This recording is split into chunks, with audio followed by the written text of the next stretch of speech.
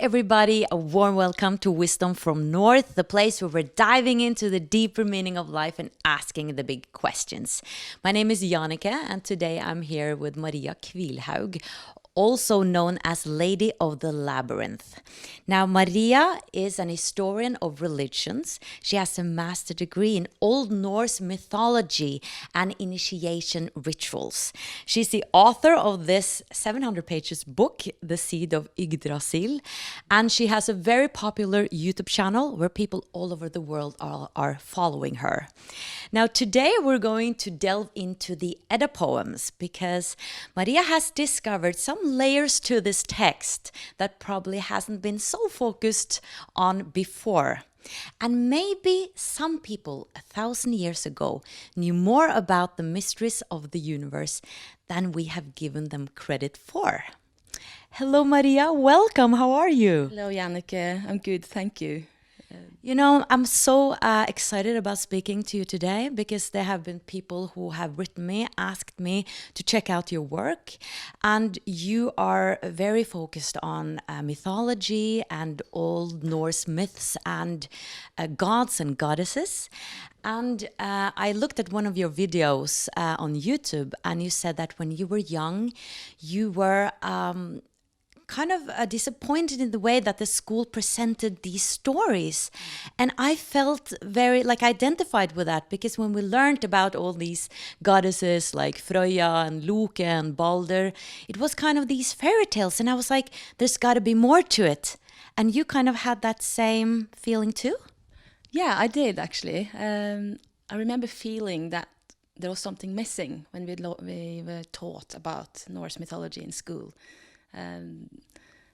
They sort of, it was presented in a very condescending way, condescending towards the Old Norse culture, that these were fairy tales, people were afraid of thunder, so they made up this thunder god with lots of stories, and they had simple, a king of the gods were just like human beings, really.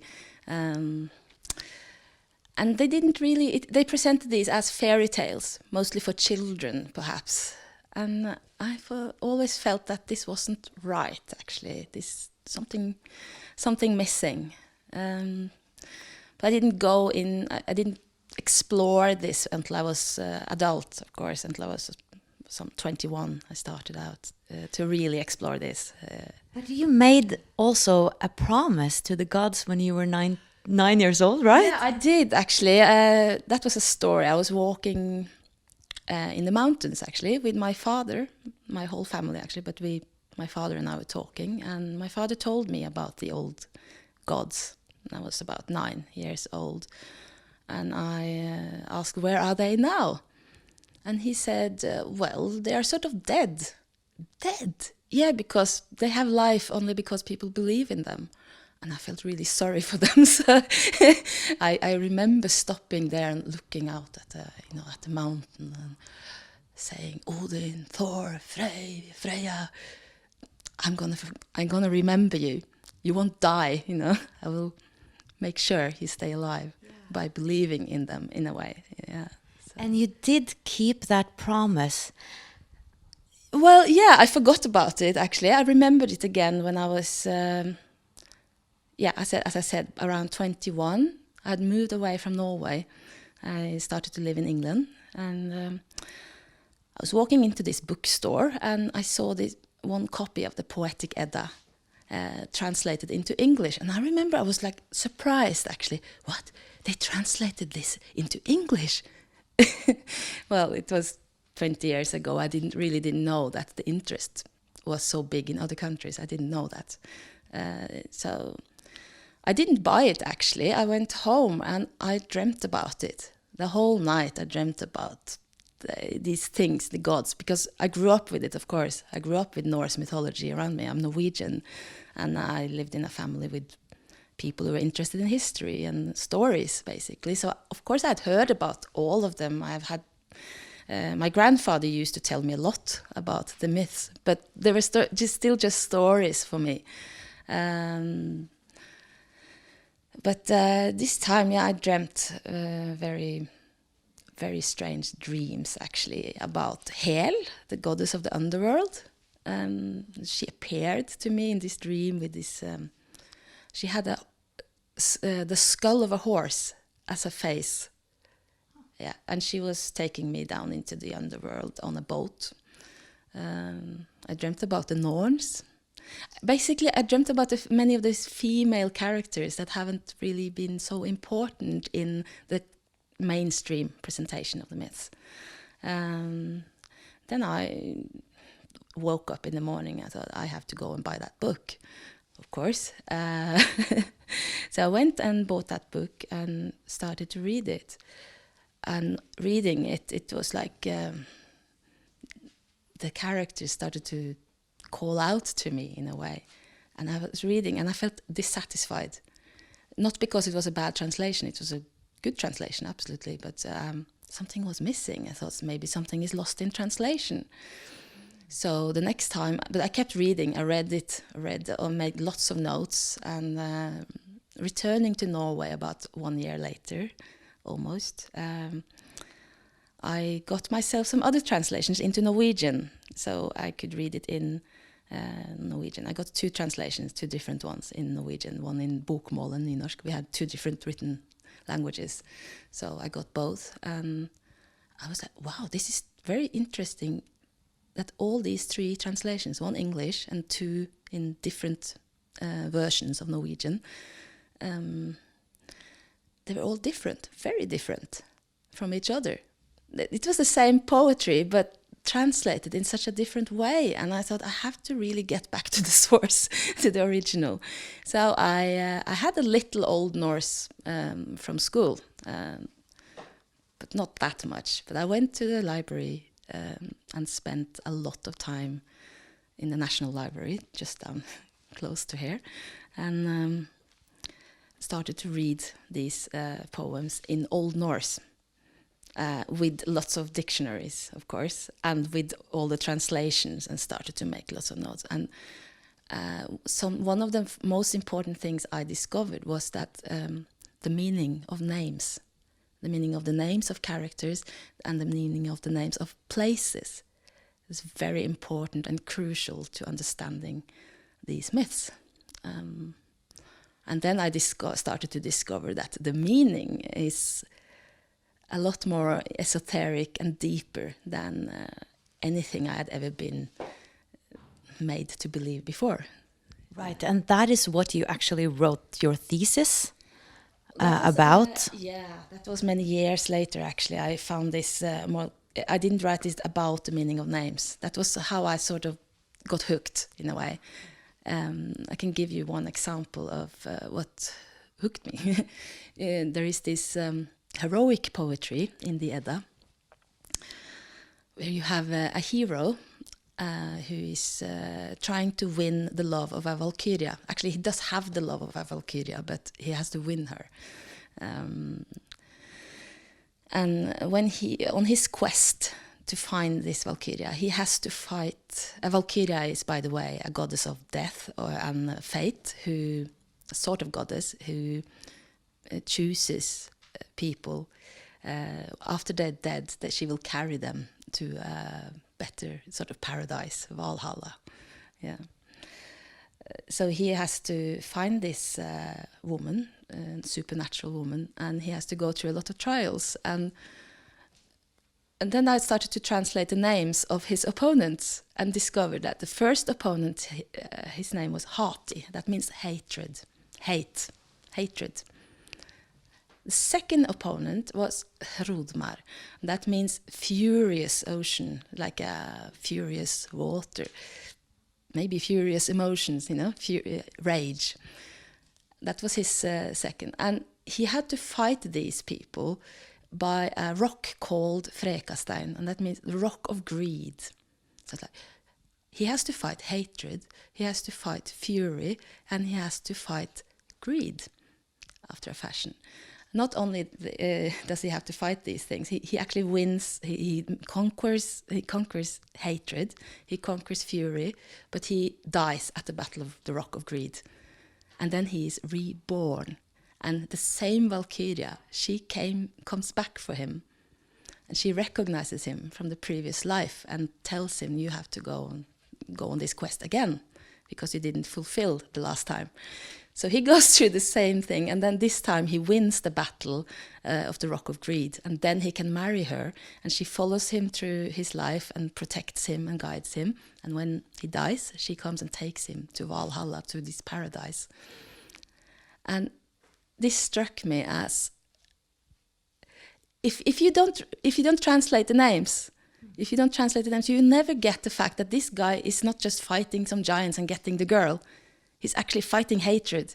He's actually fighting greed. He's fighting rage. And he is actually resurrected or saved in a way, after a fashion, in his death. So this is much deeper than what it appears on the surface. Yes, and we're going to speak more about that because that's super fascinating. Yeah. But first, for those who are a little bit new to Edda, I mean, this is something we all Norwegians know about, but we have forgotten some about it. I was like, I had to, do some research again. So tell us, this is the newer Edda. It's called the older Edda. Actually, the poetic Edda. Yes, the manuscript itself is very, very interesting. Yes. Because it was hidden, it was lost, this poetic Edda, for a long time. It was, yeah. We have to go back to the 1640s. Very interesting time, because in the 1640s, you also had this resurfacing of an ancient temple down in the Netherlands, Temple of Nehalenia, which was a goddess she has all the typical attributes that we connect to, for example, Freya. She has this wand, this sacred staff. She has the apples of immortality, and she has this dog of death. Basically, dog is a symbol of the underworld in Norse myths. And this huge temple from the Iron Age surfaced from the water because the water level went down, and suddenly people found, this was in 1647 or something, so this temple of the goddess resurfaced in the 1640s. And just a few years before that, the poetic Edda, this manuscript full of poems, ancient poems, had also resurfaced on a farm in Iceland. And that book had been actually kept hidden by this family on that farm for 400 years. Wow. Yeah, and it had been lost. People, they knew about it. People knew about it. They knew that this had existed because Snorri Sturluson, he had written a book about it, the Prose Edda, where he writes about the myths, and he refers to these poems all the time. And there are also some other, loose pages here and there, or in other manuscripts you found some of these poems written down. But as a whole, as a collection, they were all gone. And we know now that at some point, perhaps probably during the early 12th century, which is very early, about 100 years before Snorri was born, this collection of poems was probably written down the first time, and then it was copied a few times, because we have evidence that there were perhaps at least 3 or 4, I don't remember exactly the number now, but there were several copies of this manuscript, but they were all gone. It's only loose pages. And then you find this one, this bishop of Iceland, actually, he was given, these farmers gave, we don't know the names of them or who they were, but they gave this manuscript into his hands. And this was in 1643, and the manuscript had been hidden for 400 years. So why do you think this manuscript, this Edda poems, were hidden for 400 years and not Snorre Sturlason's saga? What do you call that in English? The Prose Edda, yes, or the younger Edda, as we call it in Norwegian. Yeah, that was not hidden. So what? Yeah, exactly. So what's your theory? Yeah, well, Snorri, I think he was a very, very intelligent man. He was probably a Christian. At least he lived in a time when people were Christian. But yeah, I think he had a very profound understanding of the Norse myths. I really think so. Because he wrote this book in about 1225 AD. And he wrote this book, and he says it explicitly. He wrote this book so that young students of poetry could understand that which had been hidden in runes or symbols. It's subtly written, as he said, subtly written. and he tries to explain the poetry of old. He writes that he noticed that young people today, they have begun today, and that we're talking about the 13th century now. As he wrote this in 1220s. He notices that young people of his age, his time, they have started to forget the myths of old, and this means that they can't really understand the poetry of old, and he thinks that's horrible. So he has a sort of excuse in a medieval Christian world. He makes an excuse for himself to write about heathen mythology, pagan mythology, which was, frowned upon, of course, by the church. He also makes a case that all the gods are really ancestors. And not gods, basically. And that makes it more easy for the church to accept these stories. Okay, the stories about ancestors who didn't know better, that's okay. Well, we can, and this book is about trying to understand poetry. Well, fine. And people in the medieval world were actually big on metaphorical poetry. They had this philosophical system for actually understanding Greek and Roman myths as allegories already. So this was not very strange for them, that poetry is allegorical or metaphorical. That was obvious to people in the Middle Ages. So he made a good case that made all these myths acceptable to the church. So he could write a whole book about them. And he was all the time referring to the Edda poetry. But the Edda poetry itself was lost not much soon after. We don't know exactly when, but my guess is that the Edda poems were destroyed or hidden because they were a threat to the church. And what makes them different from the prose Edda? The poems are different from the prose version, Snorri's prose version. He makes the mythology acceptable. But when you start reading the poetic Edda, you start realizing that this is deeper than that. This is not just stories. These are not just fairy tales. They are actually showing a path of initiation. And the initiation leads to, you could say, a pagan or heathen version of salvation. That is resurrection in death. In a way, enlightenment? Enlightenment, yeah, we could call it that. But yeah, you could call it enlightenment, you could call it resurrection, conquering death, or wisdom. Salvation, actually. Yeah, salvation from oblivion. Because they had this idea that when the soul goes to hell is not the same as hell. It's not a place of punishment, but it's a place where the soul forgets itself. Yeah, it forgets it's who they are. It sleeps in a way. While the alternative is the resurrection, where we can go into that later. Yeah.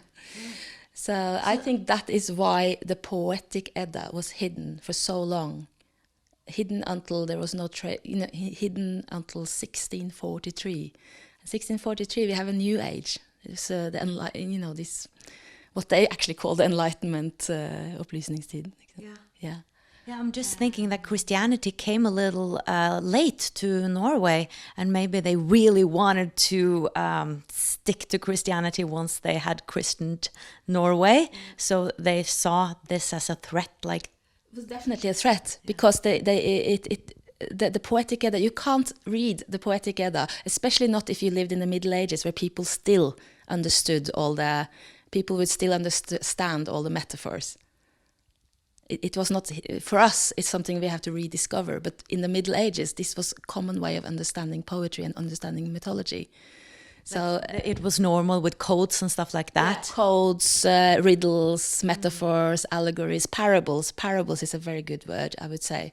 That the stories are parables. You tell a story which seems like a story from a normal life, in this case from the Viking Age, but the story is really a story that has a deeper meaning about the qualities inside human beings and all the different forces that influence us.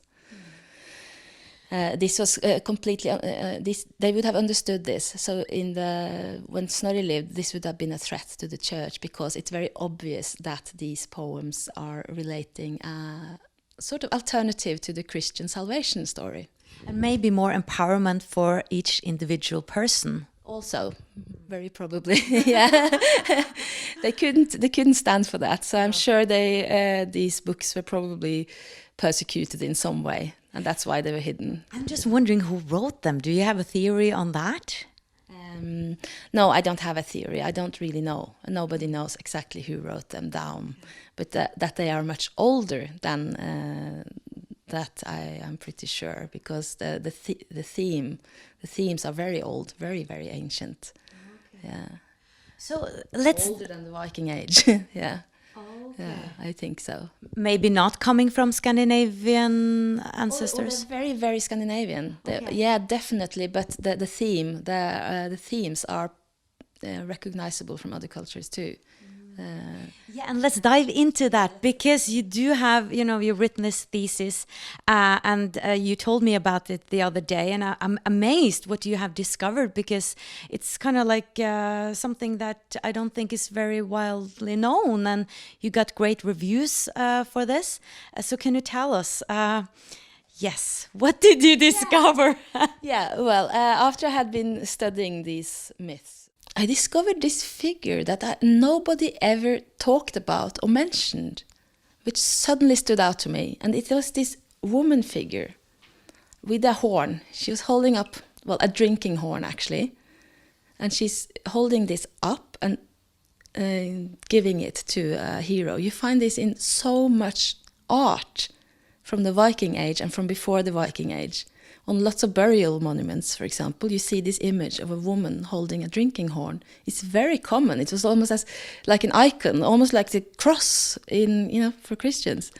It's a very important icon, and you find this in amulets and lots of art. And then, as discovered in the Poetic Edda, you have her as well. She turns up over and over again with this horn. And what's up with this woman, I was thinking. I have to find out what's her function. And I discovered that the horn is, in the Edda, in the Poetic Edda, she's serving a mead, a divine mead of immortality. It's called the mead of memory. It's called the mead of poetry. It's called the precious mead. It's called the ancient mead. And it's always served in the underworld. And then I started to figure out why is it served, to whom is it served, why is it served in the underworld, and that's when I discovered this structure, a structural pattern that keeps repeating itself. And I like a pattern you've discovered in all the poems in Edda. Yeah, an underlying pattern. Okay. An underlying pattern, a structure that follows the same. Well, I had to sort of identify these themes, structural themes following a particular pattern. And I discovered that in all these stories you have something that I have called the vision quest, where the god or the hero is always a man or a god. Yeah, he has this vision quest after a fashion. That is, he goes to sit or to sleep on top of a sacred mountain, or he goes to sleep next to running water, or he sits on a burial mound, or he actually, like Odin, hangs himself. He's hanged in a tree. Basically, I recognized what has been called techniques of ecstasy in shamanistic traditions. Yes, and I call it vision quest because, I learned that from Native American mythology. In a way, that's what they call it, and it's basically the same. They go to some sacred or special or magical place, or they do something really strange, like hanging, something strange physically, in order to achieve a vision. And this quest is always followed by a vision. And guess who appears in that vision? There is this woman figure, the same figure. She appears and she sort of suggests that he should go on this path of initiation. because it is a path of initiation. That's very obvious. It follows all the classical patterns of initiation and rituals in ancient cultures. So next step is that what I call the descent into the underworld, because that's what they do. This hero or god will descend into hell, basically, into the underworld. And then the next step is the trials. The trials, where he has to encounter. Well, we today maybe we might have called it encounter your demons, meet your demons, face your fears, basically, because that's what he does. He meets demons, like I told you before, the hatred, the fury, the greed, various different characters show up all the time. It's always different, with different names, but they all have the same function, and their names always indicate more or less the same. That they have to go in there and they have to face their negative qualities, their own negative qualities, like embrace the darkness, like a lot of people are speaking about they don't today. Embrace them, they kill them. But They conquer them. They conquer them. Transform them. Yeah. Well, this was the Viking Age. They had a different. It was a warrior culture, so they used a warrior language, but it's the same. Yeah. So they go in there and they fight basically with these horrible creatures who are actually parts of their own personalities, basically. Yeah. And then after the trial theme comes the consecration theme. The consecration is when they find this light in the darkness, and it is actually described as light in the darkness over and over again. It's this bright, golden, beautiful realm that is hidden in the darkest depths of the worst hell. They go through this hell basically, and they find the light there in the underworld. And then they have to get in there, but and then they meet the Maiden, and she's always called the Maiden, always referred to as the Maiden, Amar, Møy, and she comes with this. And there is usually an embrace and a kiss and marriage even involved in this. There is a union between this hero or god and this female figure with the horn. And then after that happens, he is sort of resurrected. He comes back from this death experience, because it has been a death experience. He's been to the underworld, he's been to the world of the dead. And he returns to life. He becomes something more than what he was. He becomes a sage or a king or a sort of priest. He becomes a wise man. Yeah. And when he dies, there are more to this, because some of the stories also include what happens later when he actually dies, and then he's saved by this woman with the horn, who has then followed him through his life and guided him through his life after he brought her up from the underworld. This is very fascinating. So in a way, this is a path to resurrection, to enlightenment, like all the things you have to go through. And then it's very symbolic, but in the Norse way, it's been done in like a Norse context.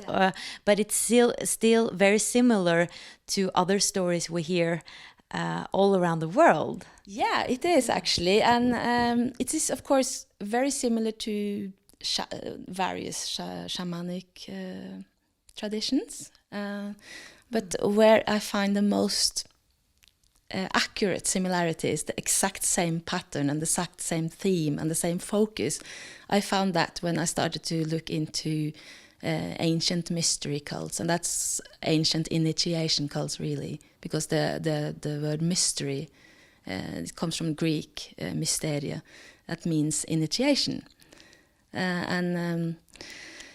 These initiations, these mystery cults were very important, and they actually talked about salvation. They used the word salvation. That's what they thought it was. And when I looked into this, I found this text by one Roman. He was partly from Algeria, partly from well, he was a Roman citizen anyway, living during the 2nd century before Christ. And he wrote this book about how he had been, as a young man, he was beautiful, but he was very vain. And he had been, as a punishment, he had been transformed into a donkey. And he had to live through all sorts of humiliations. His name was Lucius, and that means light. So this is also allegorical. He is the light, but he's been made into a beast of burden. And he's treated horribly, and he sees all sorts of perversions, and it's very bad. Eventually he can't take it anymore. And he runs into the ocean and prays to the goddess, to the great goddess, and immerses himself in water 7 times, vision quest. Then he has a vision. The goddess appears to him, the goddess Isis. She says that she is the true divinity behind all gods and goddesses in this universe. And then comes the descent team, where he actually goes and seeks the priests of Isis and asks if he can be initiated. And he has this priest called Mithras in the book. Mithras is also the name of a god, but in this book, Mithras is a priest of Isis. And he guides him and makes him go into the underworld, where he meets all sorts of bad things. And then eventually he sees the goddess as a light in the darkness. And she saves him from death. And she says, go back, live your life as a wise man, as a priest, and I will guide you through your life. And when your time comes, I will appear to you again in your moment of death, like a light in the darkness, like the sun at midnight, and I will resurrect you. And you will live forever in honor, and you will live among the gods and not in Hades, where people where the soul sort of just vanishes into shades. So it was a salvation cult with the great goddess as the savior. And the structure, as you can see, is exactly the same as what we find in at least 9 different poems in the not 9 different poems, actually much more, but 9 different stories in the Poetic Edda. One story may consist of several poems, or one story may be just one part of a poem. How many stories are there in this Edda? I identified 9. Okay. Yeah, which is interesting. I think that may not be coincidental either, because the number 9 is extremely important in Norse myths, as the 9th world is a world of Freya, where the soul is resurrected, where she chooses the souls.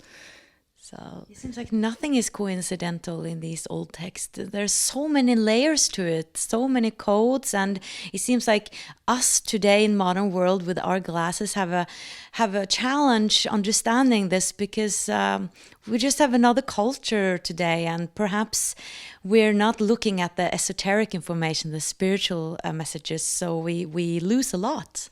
Yeah, we have lost a lot after we started to read everything literally. To think that it is literal, that we should understand everything we read, for example, all the stories as literal stories, and also our attitude to names. A name is basically just a sound to us. It's a syllable, it's something you say. It's not meaningful in a way. But in the old days, the names are extremely meaningful, and they used the names consciously to convey meaning. Yeah.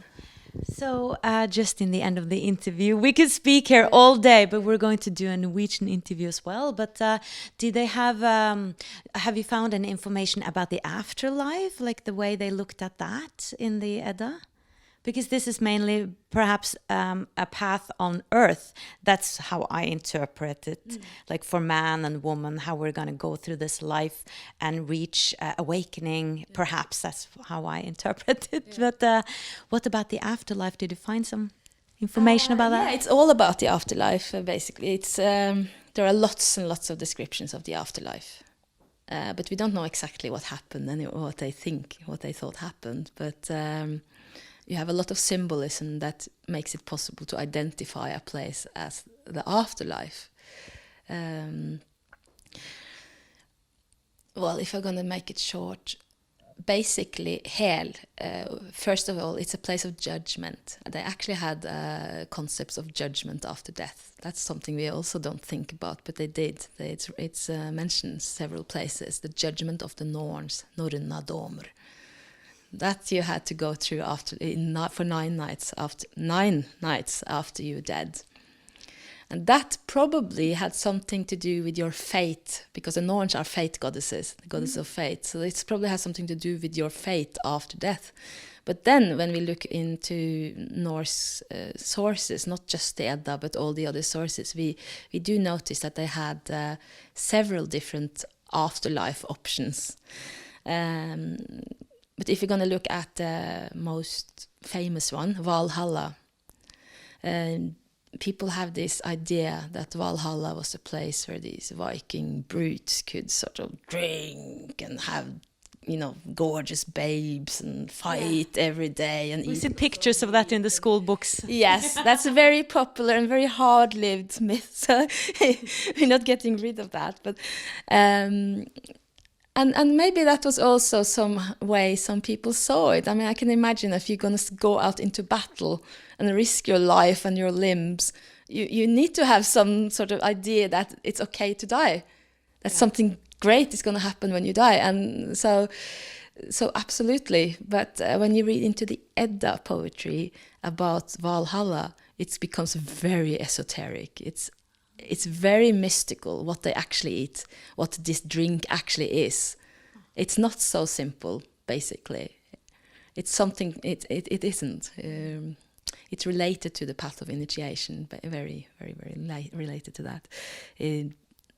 We even have these stories about heroes who are chosen by the Valkyria, and it's not just about dying in battle, not at all.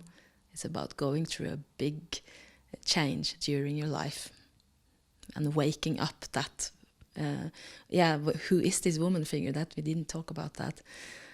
Because I think, as I've argued, and I can't really explain here in this short, but as I've argued, she represents the inner soul of people, I think. Who are you speaking about now? The Maiden with the Mead, this one. Okay. The one who serves and makes him capable of returning from the underworld, and who will also come and save him after his death. That is your divine soul. Maybe your higher self, something. We could use so many different words to say it. They had their own... Your inner being. But yes, definitely. So it has to do some... they had this idea that everybody had this fate goddess inside with them through life, everybody. And it was a goddess, not a god. A goddess, a woman fate follower who will go with you through life. And there are 3 types. They identify 3 types. One is of dwarf kind, and she is a daughter of dvalin, which means hibernation. So that's a sleeping fate. And when you have this sort of sleeping fate, your life is going to be, you're going to sleepwalk through life, basically. And then there is this elfin fate, which is like very high. The light elves, they belong to the upper heavens of immortality. They are immortals. So that's the immortal fate soul. And then you have the divine, the divine fates. They were the Aesir fates. They are the Valkyrie, basically, the divine. She will make... The elfin fate will belong to those people who are very high up, very enlightened, basically. The divine fate will belong to those who become famous, who become, they have very powerful lives, And often when in these initiation stories, this woman figure is sleeping when they find her. She's sleeping, or she's hidden away in the underworld. But often she's sleeping. And they wake her up. It's about waking up your divine soul. Within you, waking up that maiden within you? Yeah. And that goes for men and women, because we all have this female fate soul within. Yeah. This is so fascinating, and this is a huge material, and I guess one can dive and find more and more. But what just astonishes me is that I see all these connections all the time, red threads, and that many are of the goddesses. They have the same attributes, they have the same kind of energy. Maybe we call it Frøya in the Scandinavian Norse mythology. Maybe that is Isis. Maybe they have a connection. Maybe they're part of the same. I think there's so many connections all around here. And I think that's fascinating because it seems like there is a knowledge there that is kind of universal. Yeah. I can only say I agree with that, yes.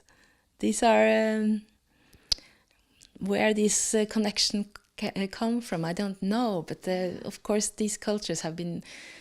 People have traveled and interacted with other cultures a lot more than is generally recognized. Yeah, in the Bronze Ages, in the Stone Ages, in the Viking, they exchange knowledge a lot. So even though the Edda myths are profoundly Scandinavian in their way, they have a definitely long tradition in Scandinavia where all the myths have been Scandinavian made. You know, it fits so well to the Norse culture, but the deeper meaning, the theme, all that's universal. Something people have been doing for a very long time, I think, all over the place. I think so too. Yes. Thank you so much. You're welcome. Thank you for having me here. Yeah. It was an honor and a pleasure, and I can really recommend checking out this book, The Seed of Yggdrasil, and also Maria's YouTube channel. There's a lot of information there, The Lady of the Labyrinth. Check it out, subscribe to her channel, and subscribe to mine too if you haven't before. Thank you so much for watching. Bye-bye.